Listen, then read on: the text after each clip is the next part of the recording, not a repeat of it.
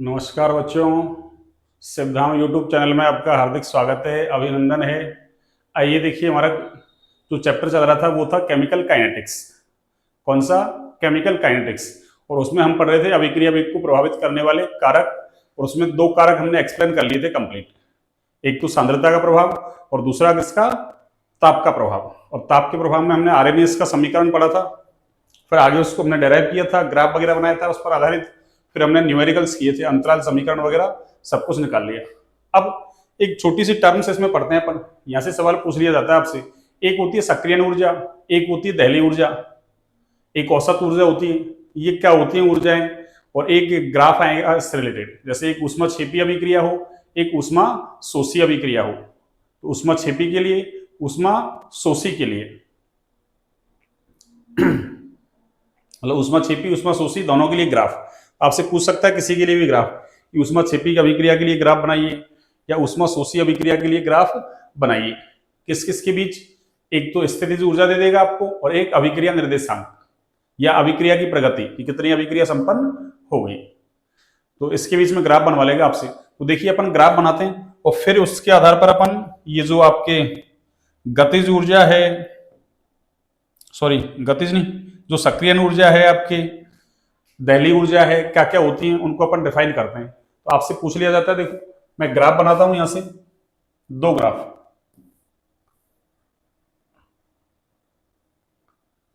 देखिए, एक ग्राफ तो ये है अपना, ये लो, और एक ग्राफ ये है अपना, ये लीजिए।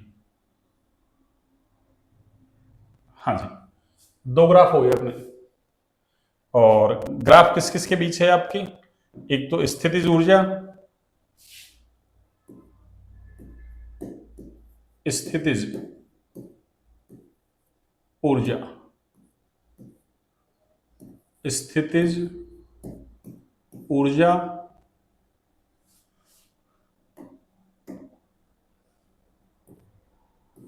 स्थितिज ऊर्जा, और किसके बीच? अभिक्रिया निर्देशांक के बीच। अभिक्रिया निर्देशांक के बीच में क्या बनाना है अपन को? ग्राफ।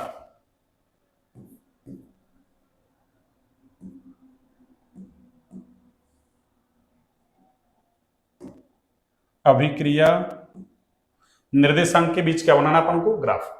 वही इधर भी आपके क्या होगा?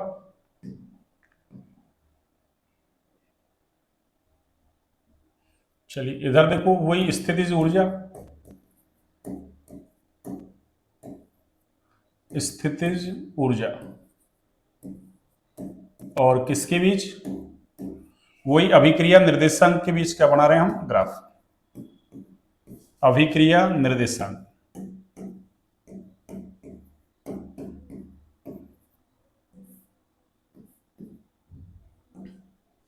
अभिक्रिया निर्देशांक से मतलब है कि अभिकारक और उत्पादों के बीच में ऊर्जा का क्या चेंज हो रहा है, ये अभिक्रिया निर्देशांक से मतलब है।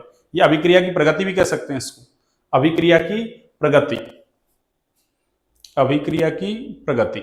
अब देखिए, आप सुनिए, जो ग्राफ आएगा आपका वो ऐसा आएगा। देखिए,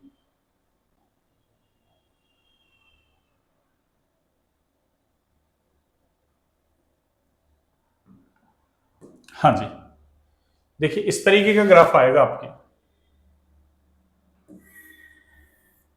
एक तो इस तरीके का ग्राफ आएगा, और एक ग्राफ आएगा आपके इस तरीके का। अब देखिए, ये जो एनर्जी लेवल है ना, ये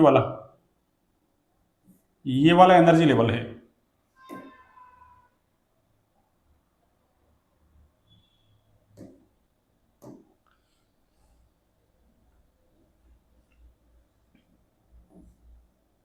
ये एनर्जी लेवल है आपके रिएक्टेंट का। किसका? रिएक्टेंट का। और ये जो एनर्जी लेवल है ये किसका है? प्रोडक्ट का। ये किसका है बच्चों? प्रोडक्ट का।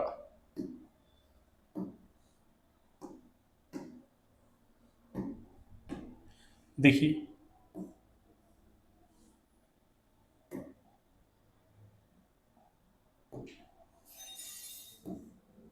ये एनर्जी लेवल आपकी किसका है? रिएक्टेंट का। ऐसे देखो, ये वाला एनर्जी लेवल है, ये किसका है, आपके रिएक्टेंट का। ये वाला एनर्जी लेवल आपकी, ये एनर्जी लेवल, और ये जो है ये किसका है, आपके प्रोडक्ट का। ये किसका है, प्रोडक्ट का एनर्जी लेवल, ये लो। और ये रिएक्टेंट का हो गया आपके। अब देखिए आप आगे की बात,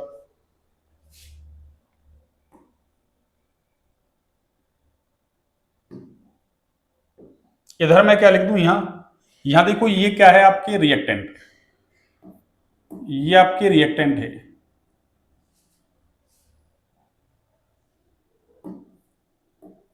और ये क्या है, आपके प्रोडक्ट। या ऐसे दिखा दूं मैं, देखो एक मिनट, ऐसे दिखा देता हूं, चलो इसकी बजाय मैं ऐसे दिखा दूं, देखो आपको। हाँ जी, तो ये कोई रिएक्टेंट है आपके, ए प्लस बी, ये रिएक्टेंट है, और ये क्या है, ए प्लस बी नहीं, एक सेकेंड, हाँ, ए बी, ये A B, A B plus C, और ये क्या बन गया आपके, ए सी। ये क्या बन गया, ए सी। और ये जो यहां बनेगा ना, ये बनेगा ऐसे आपके, देखो ए,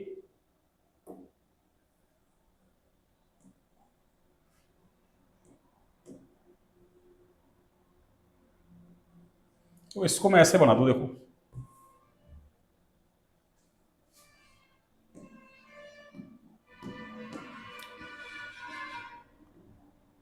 हाँ जी, देखिए ये इसको मैं ऐसे बनाता हूं, देखो बी, और ये हो गया आपके ए, और ये हो गया आपके सी।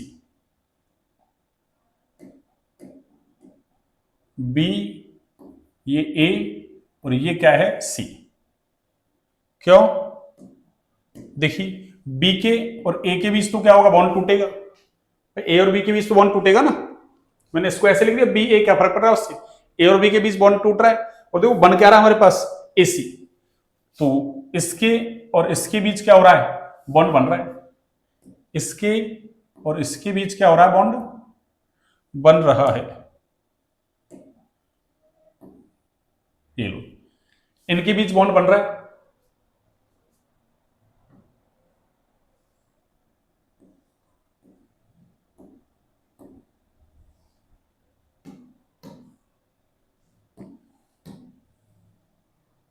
हाँ जी,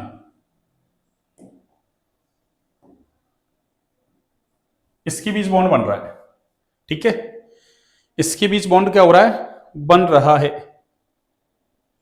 चलो अब देखो, इधर वही अपन ले लेते हैं, ये ए बी ले लेते हैं,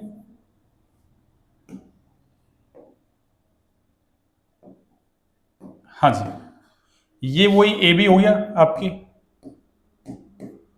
प्लस सी, और इससे बन क्या रहा है आपकी, ए सी, और वही यहां पे ये बी, और ये आपका ए, और ये आपका सी,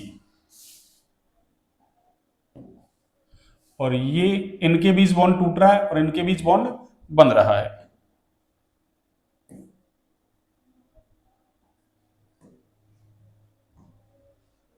हाँ जी, इनके बीच बॉन्ड क्या हो रहा है, बन रहा है।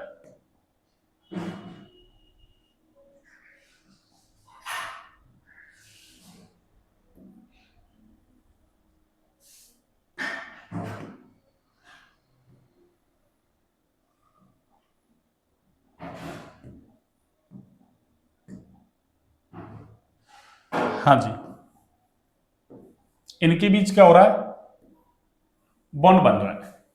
अब देखिए, ये जो है ना आपकी, इसको हम क्या बोलते हैं, इसको हम बोलते हैं मध्यवर्ती संकुल। इसको क्या बोलते हैं, मध्यवर्ती संकुल। ये है आपका अभिकारक, ये है उत्पाद।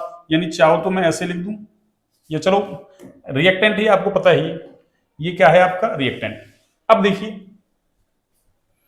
ये दोनों क्या है, ये लो लिखना चाहो आप तो मैं ऐसे लिख दूं, देखो इसको कैसे, कि ये तो क्या है आपके रिएक्टेंट और ये क्या है आपका प्रोडक्ट। ये लो,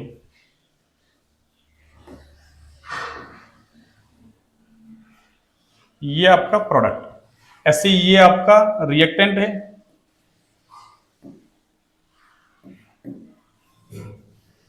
ये आपका रिएक्टेंट और ये आपका क्या है प्रोडक्ट। ये लीजिए, अब सुनिए, इसका नाम क्या है, इसका नाम है मध्यवर्ती संकुल। इसका नाम क्या है आपके मध्यवर्ती संकुल। मध्यवर्ती संकुल का नाम है इसका मध्यवर्ती संकुल। ऐसे ये भी क्या है, वही मध्यवर्ती संकुल है, मध्यवर्ती संकुल।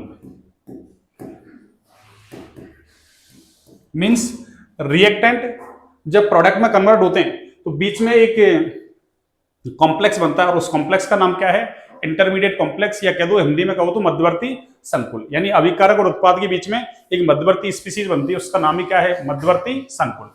अब देखिए,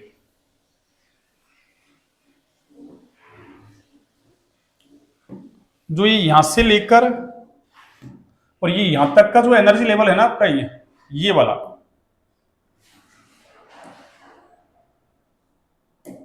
यानी यहां से लेकर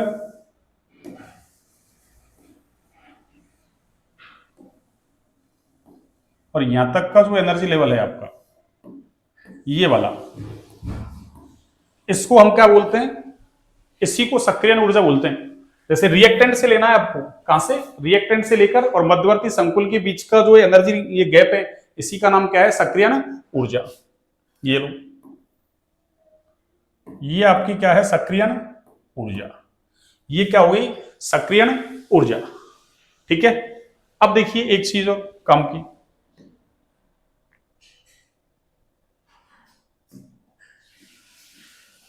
जैसे ये देखो, ये वाला जो एनर्जी लेवल है ना, इसको मैं थोड़ा आगे बढ़ा दूं। देखिए, इस वाले एनर्जी लेवल को मैं थोड़ा आगे बढ़ा दूं और इसको ही मैं ऐसे आगे बढ़ा लूं। ये लो, हाँ, और ये जो गैप है ना, ये दोनों के बीच का गैप, ये वाला, ये दोनों के बीच का जो गैप है आपके, ये वाला,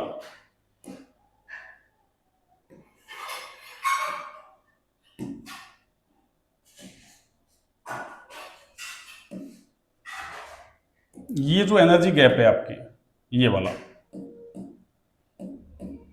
वाला गैप, इसको हम बोलते हैं क्या, इसको हम बोलते हैं डेल्टा एच। डेल्टा एच, यानी ये वाला जो एनर्जी गैप है आपके,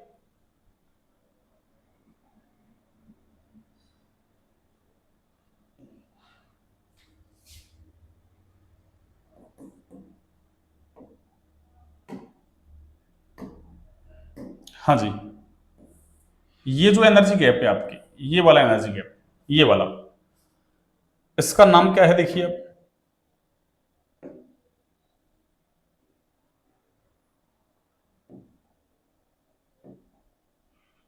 हाँ जी, इसका जो नाम है आपके वो है, ये वाला जो गैप है आपके, इसको क्या कहते हैं हम, डेल्टा एच। इसी को क्या कहते हैं हम, डेल्टा एच। ये लो डेल्टा एच, इसको हम क्या कहते हैं, डेल्टा एच। इसी को क्या कहते हैं हम, डेल्टा एच। ठीक है। अब देखो यहां से, और इसका नाम क्या था, इसका नाम था सक्रियण ऊर्जा। इसका नाम क्या है, सक्रियण ऊर्जा, ये एक्टिवेशन एनर्जी। और ये भी क्या है, एक्टिवेशन एनर्जी। ये भी क्या है, एक्टिवेशन एनर्जी। दोनों ही क्या है आपके, एक्टिवेशन एनर्जी। कोई दिक्कत है, यानी कहने का मतलब क्या है कि जो अभिकारक का एनर्जी लेवल है इससे, और जो ये किसका, अभिकारक के एनर्जी लेवल से और जो मध्यवर्ती संकुल है इसके बीच का जो एनर्जी गैप है, यही क्या है आपके सक्रियण ऊर्जा। यही क्या है आपके सक्रियण ऊर्जा। तो हमको दो डेफिनेशन इसमें देखनी एक तो सक्रियण ऊर्जा की, एक दहली ऊर्जा की। देखिए दहली ऊर्जा क्या है, सुनिए।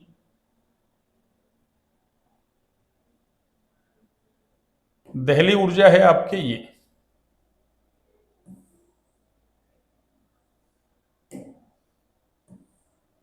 हाँ जी,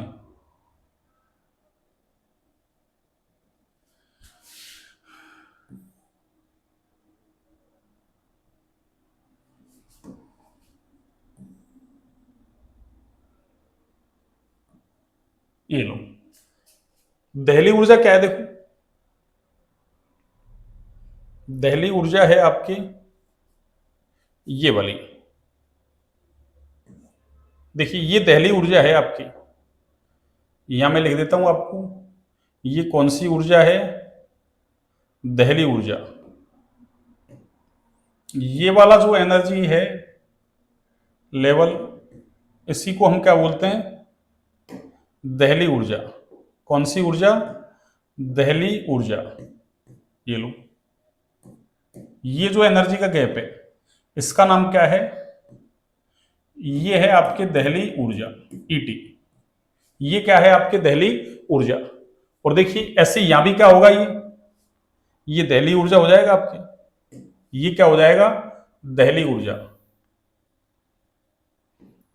मीन्स यहां से और यहां तक ये क्या है आपके दहली ऊर्जा।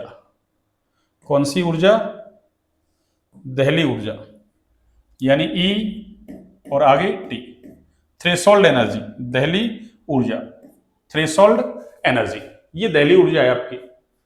और ये देखिए ये जो है ना, यहां से यहां तक का जो गैप है आपके, यहां से यहां तक का गैप, कौन सा वाला, ये जो गैप है आपके,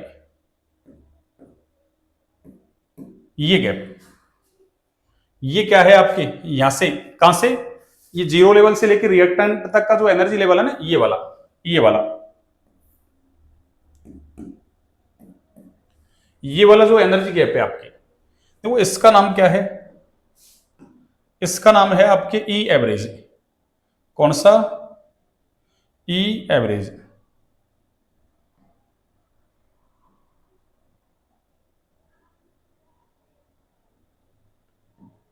हाँ जी, इसको हम बोलते हैं ई एवरेज। एवरेज को मैं शॉर्ट में लिख दूं ई ए बी जी, एवरेज। ये क्या है आपके, ई एवरेज, ई एवरेज, ये दोनों ई एवरेज हो गए। और देखिए आगे की बात, आगे की बात देखिए आप, यानी इसको मैं ऐसे कह दूं, देखो ये वाला एनर्जी लेवल, यानी ये वाला एनर्जी लेवल, देखिए हाँ जी, ऐसे यहां पे ये वाला एनर्जी लेवल, और ये कौन सा हो गया, अरे ये वाला एनर्जी लेवल, कौन सा, ये वाला एनर्जी लेवल। देखिए इसको मैं दिखा देता हूं आपको, एक तो सारी चीजें हुई इसमें, बहुत सारी चीजें,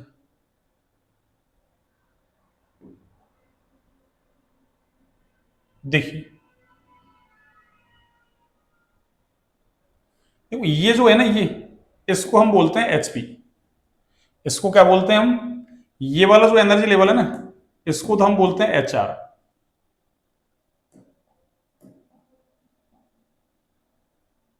ये बहुत सारी चीजें हुई इसमें। देखिए इसका नाम क्या है, ये एनर्जी लेवल किसका है, चलिए इसमें बहुत सारी चीजें हुई इसमें, एक सेकंड में। तो यहां देखो ये प्रोडक्ट है आपका, तो ये क्या है आपका एचपी, और ये क्या है आपका नीचे वाला एच आर। ऐसे यहां ये क्या था आपका एचपी, ये वाला, ये लो मैं ऐसे लिख दूं, ये क्या है आपका एचपी, और ये वाला जो है ये है आपका एच आर। ये क्या है एच आर, इसका मतलब ये प्रोडक्ट की एंथैल्पी, और ये किसकी, रिएक्टेंट की क्या है एंथैल्पी। ऐसे ये प्रोडक्ट की एंथैल्पी, ये रिएक्टेंट की एंथैल्पी। ये सारी चीजें देखो हमसे पूछी हैं पहले, अब इसमें देखो कौन सा तो ऊष्मा छेपी का है और कौन सा ऊष्मा शोषी का है, ये देखते हैं दोनों ग्राफ में से कौन सा ऊष्मा छेपी का है, कौन सा ऊष्मा शोषी का है, कौन सा ऊष्मा छेपी का है, कौन सा ऊष्मा शोषी का है। देखिए, हाँ जी, देखिए एक सेकंड, ग्राफ में बहुत टाइम लग गया, एक सेकंड देखिए। एक होता है डेल्टा एच, और डेल्टा एच बराबर क्या होता है, फिर मैं इसको बैठा दूंगा अभी, तो एचपी माइनस एच आर होता है, यानी प्रोडक्ट का एंथैल्पी माइनस रिएक्टेंट का एंथैल्पी। एंथैल्पी का मतलब एनर्जी, अरे एंथैल्पी क्या एक एनर्जी तो है, तो उत्पाद की एंथैल्पी माइनस अभिकारक की एंथैल्पी। और यदि इस डेल्टा एच का मान कैसा आ जाए, अरे ये नेगेटिव आ जाए, तब तो अभिक्रिया होती है ऊष्माक्षेपी। कौन सी? ऊष्माक्षेपी। और अगर डेल्टा एच का मान कैसा आ जाए, अरे पॉजिटिव आ जाए, तो अभिक्रिया कैसी होती है बच्चों, अरे ऊष्माशोषी। कैसी होती है? ऊष्माशोषी। अब देखो हमको यही पहचानना है, देखना ये प्रोडक्ट का एनर्जी लेवल देखो, इधर एनर्जी बढ़ रही है और नीचे की तरफ एनर्जी घट रही है। तो देखो ये तो रिएक्टेंट का है, ये किसका? प्रोडक्ट का। प्रोडक्ट की एंथैल्पी ज्यादा, रिएक्टेंट की कैसी है? कम। अरे ये ज्यादा ये कम, जैसे मान लो ये 5 हुआ ये 3 हुआ, तो क्या आएगा? प्लस का 2 आ जाएगा। प्लस का क्या आ जाएगा? 2, और प्लस का 2 आएगा, तो अभिक्रिया कौन सी होगी? ऊष्माशोषी। कौन सी होगी? ऊष्माशोषी। इसका मतलब ये वाला ग्राफ किसका है? ऊष्माशोषी का है। इधर देखिए, एक सेकंड बच्चों, गलती हुई, एक सेकंड। इसमें देखो ये गलत हो रहा है, ये प्रोडक्ट नहीं है, प्रोडक्ट तो ये है नीचे वाला, वो रिएक्टेंट है, और ये नीचे वाला क्या है? प्रोडक्ट। इसको मैं सही करता हूं, इसको सही करता हूं मैं।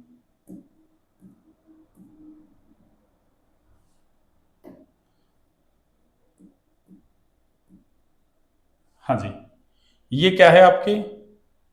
एक सेकंड, इसको मैं सही कर देता हूं। ये एच आर है, ये रिएक्टेंट है आपके एच आर, ये एच आर, और ये क्या है? H P. अब देखो यहां से, एक सेकंड, अब देखिए आप, हाँ जी वो उल्टा हो गया था, देखना एचपी, एचपी प्रोडक्ट नीचे है, रिएक्टेंट ऊपर है। देखो इसका मतलब रिएक्टेंट की का एंथैल्पी ज्यादा है, प्रोडक्ट का कैसा? कम, यानी ये ज्यादा, ये 5 और ये 3, तो आंसर क्या आएगा? अरे माइनस का 2, और डेल्टा एच माइनस नेगेटिव, तो अभिक्रिया कैसी होगी? ऊष्माक्षेपी। इसका मतलब ये ग्राफ किसका है? ऊष्माक्षेपी का। इधर वाला देखो, ये रिएक्टेंट नीचे, प्रोडक्ट का है ऊपर, एचपी माइनस एच आर, तो अब की बार प्रोडक्ट ज्यादा है, मान लो ये 6 है ये 4 है, 6 माइनस 4 क्या आएगा? प्लस का 2। इसका मतलब ये ग्राफ किसका है? ऊष्माशोषी का। तो आपको क्या याद रखना कि रिएक्टेंट का एनर्जी लेवल ऊपर और प्रोडक्ट का नीचे, तब तो अभिक्रिया ऊष्माक्षेपी, ये वाला। और अगर उल्टा हो जाए कि रिएक्टेंट नीचे प्रोडक्ट ऊपर, तो ये कौन सा हो जाएगा? ऊष्माशोषी। तो ये ऊष्माशोषी वाला ग्राफ है, ये ऊष्माक्षेपी वाला ग्राफ है। तो मैं इसमें नीचे लिख देता हूं कि कौन सा ग्राफ किसका है। देखिए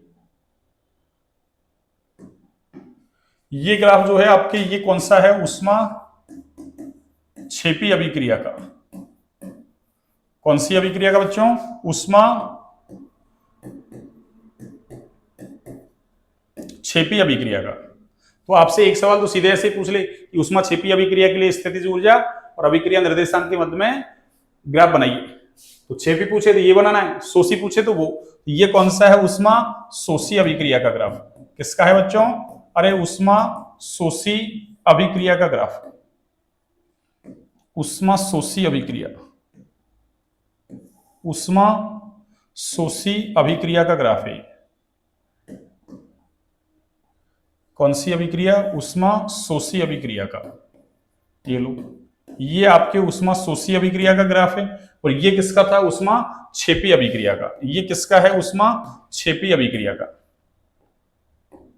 हाँ जी, आगे की चीज देखिए आप, यहां पे कौन क्या है? ये एवरेज एवरेज लिखा हुआ है, देखो मैं यही लिख देता हूं आपको, यहां से देखिए, हाँ जी,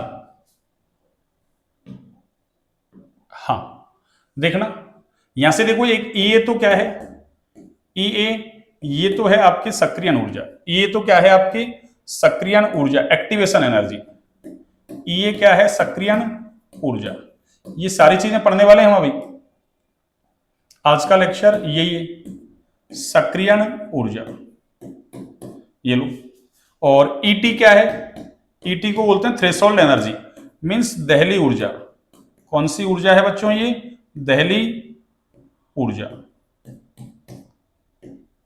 ये दहली ऊर्जा हुई आपकी, ये लो। आगे देखिए, एक ई एवरेज क्या है? ई एवरेज, ई एवरेज, ई और क्या? एवरेज। ये है आपकी औसत ऊर्जा। कौन सी ऊर्जा? औसत ऊर्जा, ये लो, ये औसत ऊर्जा है आपकी। और एक देखिए, ये जो डेल्टा एच है ना, डेल्टा एच बराबर क्या है? ये है आपके अभिक्रिया एंथैल्पी। ये सवाल पूछा है हमसे पहले, अभिक्रिया एंथैल्पी। तो ये ग्राफ भी पूछा है, और एक बार ऐसे पूछा था, ऐसे कि ये ऐसे यूं ग्राफ बना दिया, यूं ऐसा, और कह दिया कि ये क्या है, यहां ऐसे ऐसे यूं लगा दिया, ये क्या है? तो ये क्या है देखो, अरे रिएक्टेंट की एंथैल्पी, ये प्रोडक्ट की, तो प्रोडक्ट की एंथैल्पी माइनस रिएक्टेंट की एंथैल्पी बराबर क्या होती है? अभिक्रिया एंथैल्पी, अभिक्रिया एंथैल्पी। तो ये आपको ध्यान रखना है। और ये होता क्या है? अभिक्रिया एंथैल्पी डेल्टा एच बराबर होता क्या? देखो, ये होता है आपके डेल्टा एच बराबर क्या है? HP minus H R, means product की एंथैल्पी माइनस रिएक्टेंट की एंथैल्पी, प्रोडक्ट की एंथैल्पी माइनस रिएक्टेंट की एंथैल्पी होता है क्या? Delta H. ये लो, ये आपको ध्यान रखना है। और देखिए आगे की बात, आगे की बात क्या है, सुनिए आप। हाँ जी, देखना, आप चाहें तो ऐसा कर सकते हैं कि डेल्टा एच कैसा है? नेगेटिव। तो अभिक्रिया कैसी होगी? ऊष्मा क्षेपी। कैसी होगी? ऊष्मा क्षेपी। ये आपकी नॉलेज के लिए बता रहा हूं मैं, बाकी तो हम ये 11th क्लास में पढ़ते हैं ऐसा। और डेल्टा एच कैसा हो? पॉजिटिव। ये जो डेल्टा एच कैसा होता? पॉजिटिव वैल्यू होता। अब कोई वैल्यू होगी, डेल्टा एच कैसा हो? पॉजिटिव हो।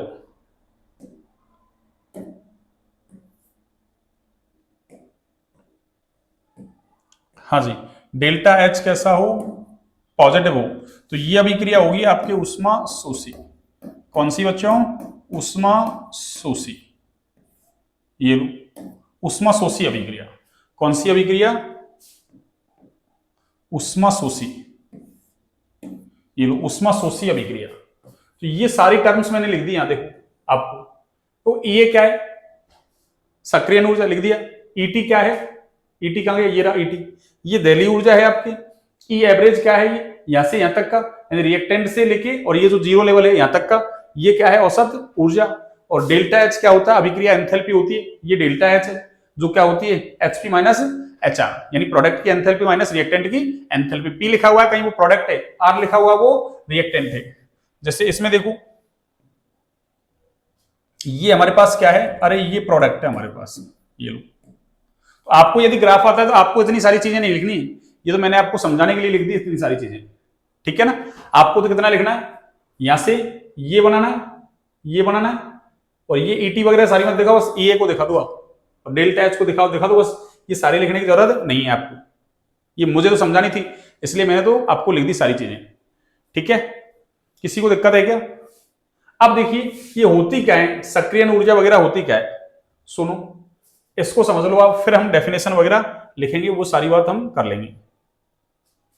हाँ, ये कंप्लीट आ रहा है आपकी? हाँ बिल्कुल। अब सुनिए आप, तो सक्रियण ऊर्जा होती क्या है?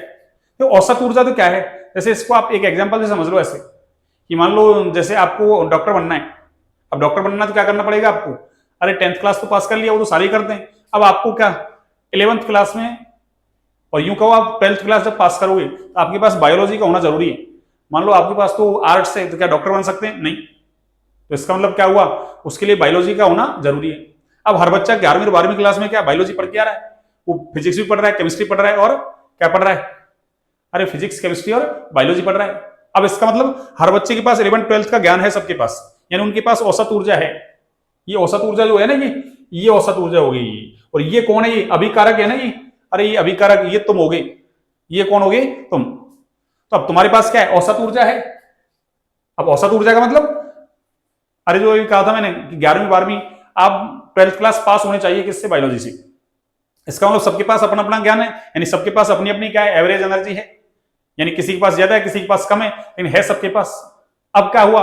आगे जाओगे आप नीट की तैयारी करने के लिए। अब नीट की तैयारी करने के लिए जाओगे तो आपको क्या करना है कि इतने मार्क्स लाने कि नीट क्वालिफाई हो जाए। नीट क्या हो जाए आपका?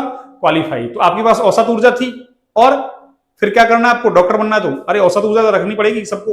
अब औसत ऊर्जा है, अब मान लो कोई अरे 12वीं पास ही नहीं बायोलॉजी से, तो वो क्या डॉक्टर बनेगा? क्या नहीं बनेगा। तो इसका मतलब औसत ऊर्जा सबके पास है, पर सबके पास किसी के पास ज्यादा है, किसी के पास कम है। किसी की 99% है, किसी की 98 है, मान लो किसी की 90 है, किसी की 70 है, किसी की 60 है। तो सबकी क्या है? अलग अलग औसत ऊर्जा है। अब क्या करना है आपको कि औसत ऊर्जा लेके गए, अब इतनी पढ़ाई करें कि औसत ऊर्जा, और फिर क्या? डॉक्टर बनने के लिए हमको, अरे नीट क्वालिफाई करने के लिए, मतलब एग्जाम पास करने के लिए, ये तो औसत हो गया। और मान लो इतना आपको डॉक्टर बनने के लिए चाहिए, तो इतना पहले से है आपके पास, और इतना और प्राप्त करना आपको। कितना? इतना पहले से है ना, अब इतना और प्राप्त करना है, तो दोनों को मिलाएंगे तो इतनी हो जाएगी ना। ये इतनी तो पहले से थी औसत, अब इतनी और प्राप्त की आपने। वो क्या है? सक्रियण ऊर्जा ही है वो। अरे वो क्या है? सक्रियण ऊर्जा। और सक्रियण ऊर्जा प्लस औसत ऊर्जा, ये पूरी मिला के क्या होगी? दैलीय ऊर्जा। इसका मतलब क्या हुआ कि एक बच्चे को डॉक्टर बनना है, तो फिर उसके पास औसत ऊर्जा प्लस क्या? सक्रियण ऊर्जा, और योग बराबर हो किसके? दैलीय ऊर्जा के। यानी नीट का एग्जाम में जो भी मान लो आपके क्वालिफाई मार्क्स चाहिए, जैसे मान लो 600 गई कट ऑफ, 600 तो होने चाहिए, कि सर 700 है तो कोई दिक्कत नहीं, फिर तो अच्छी रैंक हो जाएगी आपकी। पर कम से कम 600 चाहिए। मान लो 600 से किसी के मान लो अरे 599 रह गए, तो बनेगा? नहीं बनेगा। तो दैलीय ऊर्जा क्या हुई? ये तो औसत औसत ऊर्जा हुई। अब दैलीय ऊर्जा क्या है कि अभिकारक के जो अणु हैं उनको क्या? मध्यवर्ती संकुल बनाने के लिए। अभिकारक के जो अणु हैं, अभिकारक ये रहा, अरे ये रिएक्टेंट है, ये वाला देखो, अरे ये रिएक्टेंट है, ये आपका, ये क्या है आपका? रिएक्टेंट था ये। एक सेकंड में इसको ऐसे बना दूं, देखो यहाँ अब अपने पास जगह है, तो मैं इसको थोड़ा सा ऐसे बना दूं। हाँ, ये क्या था अपने पास? ए बी, और ये प्लस सी, और ये क्या है अपने पास? आर, और ये एसी क्या है? P, product. तो देखो अभिकारक के जो अणु हैं उनको मध्यवर्ती संकुल बनाने के लिए जितनी एनर्जी की रिक्वायरमेंट होगी, वो एनर्जी क्या है आपकी? सक्रियण ऊर्जा। तो क्या कहेंगे कि अभिकारक के अणुओं को मध्यवर्ती संकुल बनाने के लिए आवश्यक जो ऊर्जा है वो क्या है?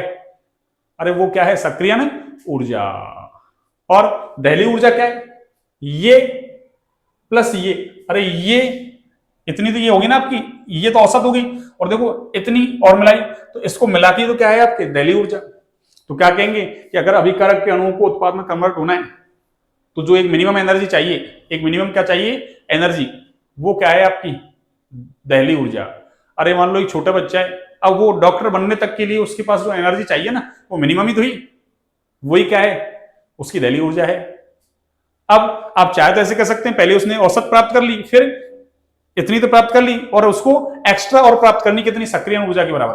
अरे 12वीं पास कर लिया, इतनी एनर्जी थी, अब नीट क्वालिफाई करने के लिए उसके पास और एनर्जी चाहिए, तो क्या होगा? औसत प्लस वो नीट वाली मिला के क्या होगा? डॉक्टर बन जाएगा। तो क्या कह सकते हैं कि अभिकारक अणुओं को उत्पाद में परिवर्तित होने के लिए आवश्यक न्यूनतम ऊर्जा दैलीय ऊर्जा। और यूं कह दो अभिकारक अणुओं को मध्यवर्ती संकुल बनाने के लिए आवश्यक जो ऊर्जा है आपकी, वो क्या है? वो सक्रियण ऊर्जा है। या यूं कह दो ये पहले से थी और ये एक्स्ट्रा और प्राप्त कर ली, अतिरिक्त भी बोल सकते हैं। अब लैंग्वेज कैसे बोल दो, आपकी इच्छा है, आप दोनों में से लैंग्वेज कैसे ही बोल दें। तो अब मैं लिखता हूं यहां से 2-3 डेफिनेशन आपको। एक बार डेल्टा एच पूछा आपसे, ऐसे ग्राफ बना दिया खुद ने, और बस इसने यहां 2 चीज लिख दी, एक तो जैसे ये, और ये डेल्टा एच लिखा है मैंने, इसकी जगह क्वेश्चन मार्क लगा दिया कि ये क्या है, तो ये अभिक्रिया एंथैल्पी, और एक ऐसा तीर का निशान लगा दिया और वहां लिख दिया, वहां भी क्वेश्चन मार्क, ये क्या है, तो ये सक्रियण ऊर्जा थी, ये अभिक्रिया एंथैल्पी थी। ऐसे 2 नंबर में सवाल पूछा है, एक बार ऐसे पूछा है, ग्राफ ही पूछ लिया, ठीक है ना। तो अब अपनी हेडिंग क्या है? सक्रियण ऊर्जा। अपनी हेडिंग क्या है बच्चों? सक्रियण ऊर्जा। ये कंप्लीट आ रहा है आपके? बिल्कुल। अब देखिए सक्रियण ऊर्जा अपनी हेडिंग हो जाएगी, सक्रियण ऊर्जा। चलिए देखिए सक्रियण ऊर्जा, सक्रियण ऊर्जा, ये लो, अब देखिए सक्रियण ऊर्जा होती क्या है, सक्रियण ऊर्जा होती क्या है, सक्रियण ऊर्जा इसको बोलते हैं एक्टिवेशन एनर्जी। कौन सी एनर्जी, एक्टिवेशन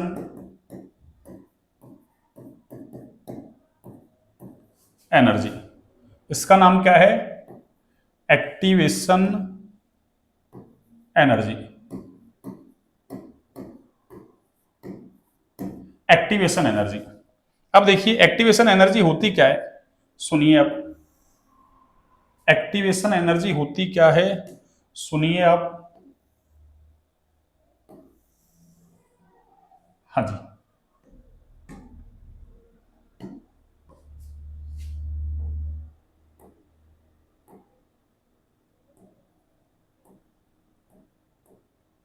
एक्टिवेशन एनर्जी देखिए क्या कहेंगे, अभिकारक अणुओं को, अभिकारक अणुओं को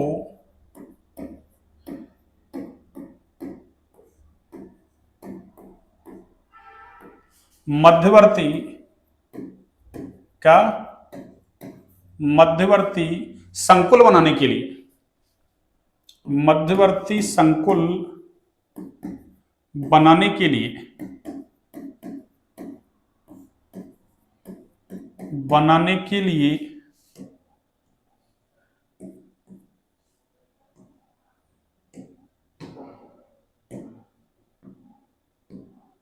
हाँ जी, मध्यवर्ती संकुल बनाने के लिए आवश्यक न्यूनतम ऊर्जा, आवश्यक न्यूनतम ऊर्जा, आवश्यक न्यूनतम ऊर्जा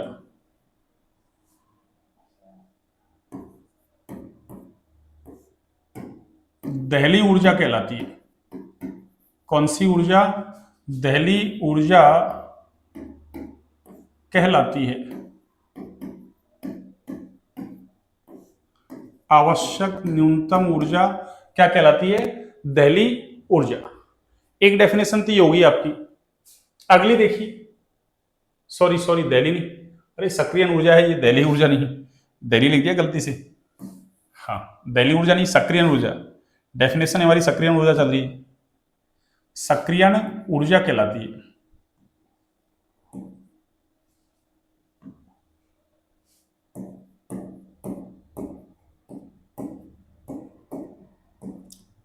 सक्रियण ऊर्जा कहलाती है, ठीक है।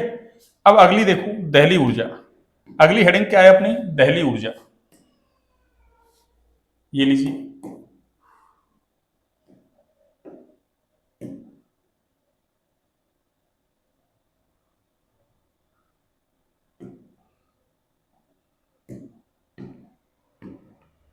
हाँ जी, देखिए अगली हेडिंग क्या है हमारी, दहली ऊर्जा। ये थी आपकी सक्रियण ऊर्जा। अब कौन सी ऊर्जा है, दहली ऊर्जा, दहली ऊर्जा, ये लीजिए।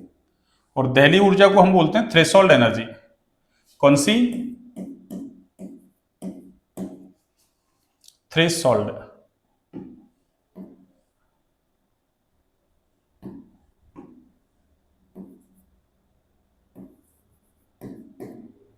थ्रेशोल्ड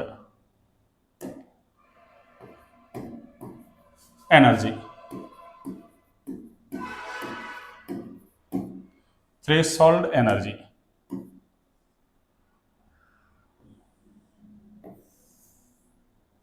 ये लो थ्रेशोल्ड एनर्जी,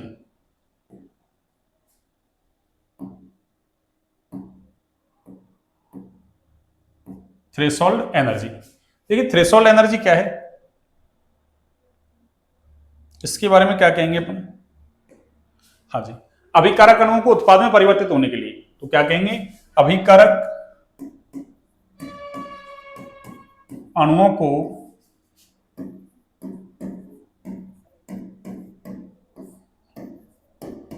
उत्पाद में उत्पाद में परिवर्तित होने के लिए, उत्पाद में परिवर्तित होने के लिए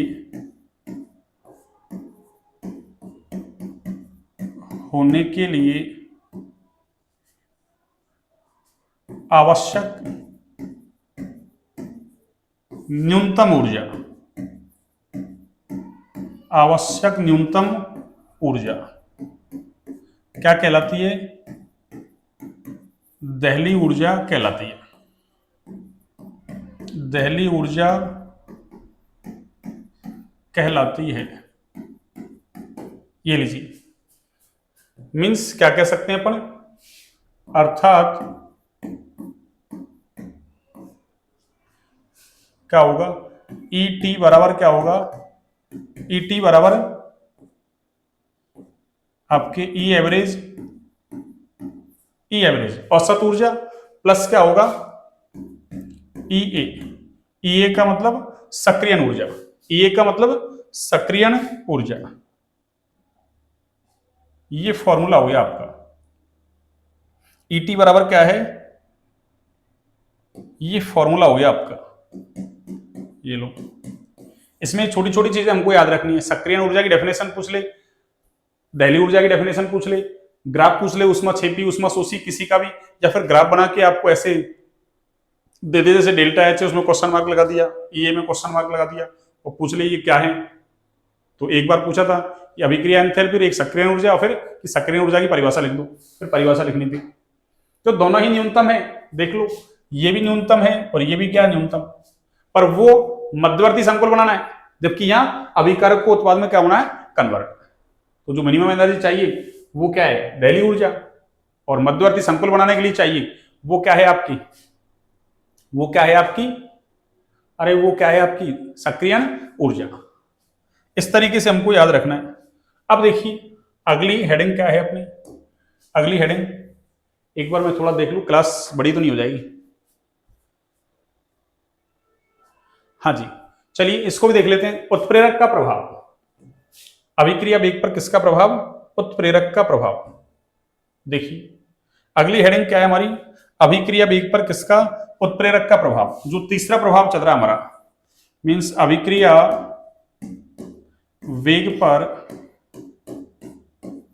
किसका, उत्प्रेरक का प्रभाव, उत्प्रेरक का प्रभाव, ये हमको पढ़ना है। अभिक्रिया वेग पर उत्प्रेरक का प्रभाव, अभिक्रिया वेग पर उत्प्रेरक का प्रभाव। ये लो, अभिक्रिया वेग पर उत्प्रेरक का प्रभाव। अब पहले तो देखो उत्प्रेरक होता क्या है, सुनिए आप। उत्प्रेरक ऐसे रासायनिक पदार्थ होते हैं जो अभिक्रिया के वेग को बढ़ा देते हैं, वो क्या कहलाते हैं, उत्प्रेरक। पर उनमें खुद में कोई रासायनिक परिवर्तन नहीं होता, तो क्या कहेंगे, ऐसे पदार्थ जिनमें स्वयं में कोई रासायनिक परिवर्तन हुए बिना अभिक्रिया के वेग को बढ़ा देते हैं, वो क्या कहलाते हैं आपके, उत्प्रेरक। तो क्या कहेंगे अपन, ऐसे पदार्थ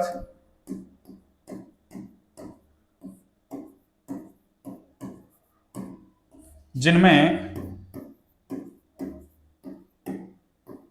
स्वयं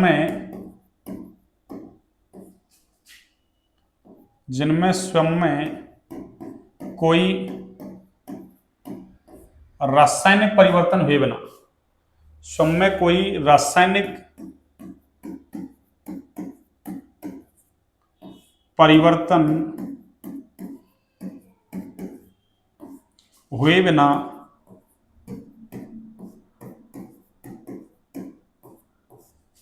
अभिक्रिया के वेग को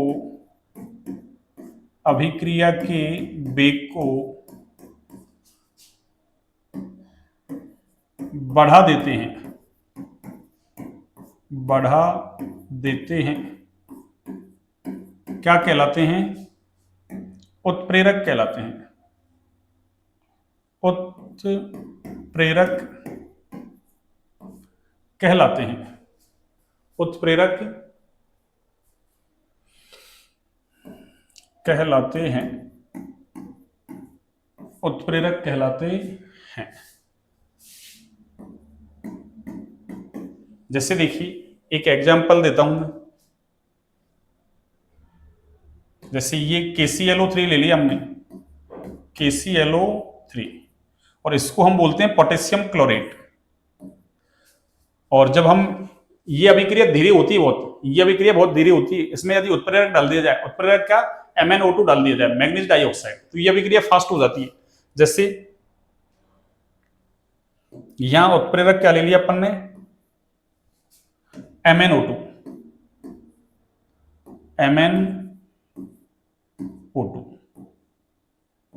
ये उत्प्रेरक हो गया आपके MnO2,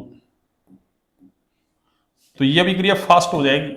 और ये कैसे होगी, ये 2KCl plus 3O2, 2KCl plus 3O2, इसका नाम क्या है, इसका नाम है आपकी पोटेशियम क्लोरेट। इसका नाम क्या है बच्चों, पोटेशियम और आगे क्लोरेट। तो ये MnO2 क्या है आपका, ये उत्प्रेरक ही है कि KClO3 का अपघटन अगर मैग्नीज डाइऑक्साइड की प्रेजेंस में करवाया जाए तो ये अभिक्रिया फास्ट होती है, नहीं तो कैसी होगी अभिक्रिया, स्लो। तो MnO2 किसका काम कर रहा है, उत्प्रेरक का काम कर रहा है। तो क्या कहा मैंने, ऐसे पदार्थ जिनमें स्वयं में कोई रासायनिक परिवर्तन हुए बिना, यानी खुद में कोई चेंज नहीं होता, जितना काम लेते हैं उतना ही वापस से मिल जाता है, यानी वो खुद खर्च नहीं होता, यानी उसके संगठन में कोई चेंज नहीं होता, तो वो क्या कहलाएगा, आपके उत्प्रेरक कहलाएगा। क्या कहलाएगा बच्चों, उत्प्रेरक।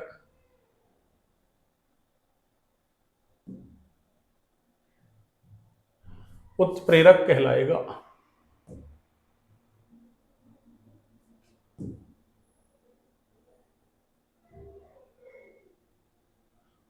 उत्प्रेरक कहलाएगा।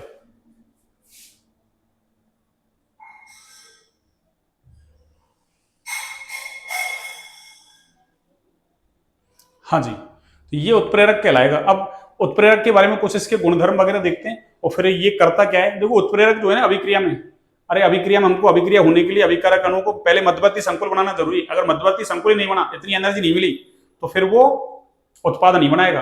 अरे जैसे मान लो 12वीं पास तो कर लिया आपने, अब इतनी पढ़ाई नहीं की आपने कि नीट क्वालिफाई कर सके, तो फिर डॉक्टर आप नहीं बन सकते। तो इसका मतलब कि 12वीं पास करने के बाद आपको इतनी पढ़ाई करनी है कि नीट क्वालिफाई कर सके, यानी सक्रिय ऊर्जा के बराबर ऊर्जा प्राप्त कर सके। तब तो क्या होगा, वो मध्यवर्ती संकुल टूट जाएगा, उत्पाद बना देगा। तो उत्प्रेरक क्या करता है अभिक्रिया में, जो ये सक्रिय ऊर्जा ना भाई, ये बाधा ही तो है ये, अरे ये बाधा ही तो है ये बाधा ही तो है आपकी। 12वीं के बाद नीट क्वालिफाई करना बाधा हुई डॉक्टर बनने के लिए, इसका मतलब बाधा को क्या कर दिया जाए, कम। अब कम कैसे करोगे, अरे यह तो कोई है ना, पैसे वैसे देके जुगाड़ बैठा लो, टिपाई कर लो। यानी एक तरीके से उत्प्रेरक भी क्या करता है अभिक्रिया में, इस सक्रिय ऊर्जा के मान को अरे कम कर देता है, यानी एक तरीके से अभिक्रिया को बाईपास करवा देता है, दूसरा वैकल्पिक पद दे देता है, जिससे अभिक्रिया आसानी से हो जाती है, यानी सक्रिय ऊर्जा के मान को घटाता है। तो हमसे पूछ ले कि उत्प्रेरक अभिक्रिया में क्या करता है, तो उत्प्रेरक अभिक्रिया में सक्रिय ऊर्जा के मान को कम कर देता है, घटा देता है। इस वजह से क्या होगा कि ज्यादा से ज्यादा अभिकारक के अणु क्या बनाएंगे, मध्यवर्ती संकुल, और मध्यवर्ती संकुल टूट के क्या बना देगा, उत्पाद। तो ये उत्प्रेरक की भूमिका होती है। उत्प्रेरक क्या क्या कर सकता है, ये सारी बातें अपन कल करेंगे कि अगर थोड़ी बहुत मात्रा में ले लिया, थोड़ी सी मात्रा में, तो भी ये क्या करेगा आगे, अरे आगे क्या कर देगा ये, मतलब रासायनिक अभिक्रिया में बहुत बड़ा परिवर्तन कर सकता है उत्प्रेरक की थोड़ी सी मात्रा भी।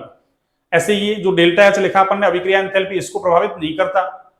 ऐसे एक जो डेल्टा जी होती है, डेल्टा जी गिब्स मुक्त ऊर्जा, डेल्टा जी नेगेटिव तो अभिक्रिया होती है स्वतः, और अगर पॉजिटिव होता है तो अस्वतः होती है।